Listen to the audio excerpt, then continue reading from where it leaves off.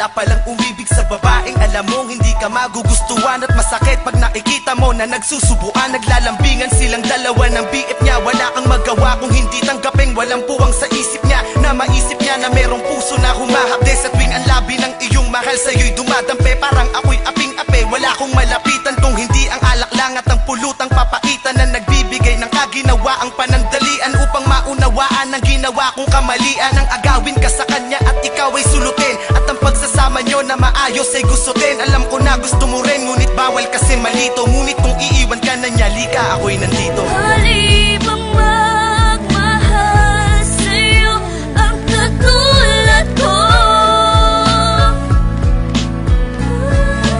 Kahit pa na alam ko may nagmamay-ari sa'yo.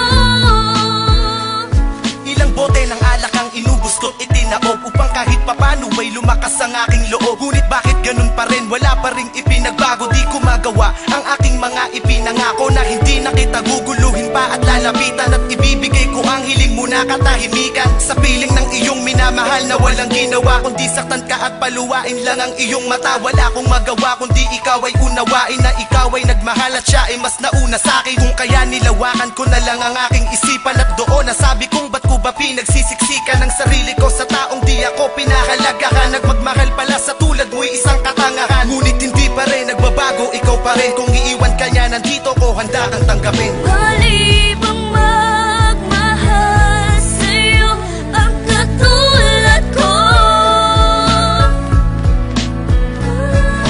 Kahit pa na alam ko may nagmamay-ari sa'yo.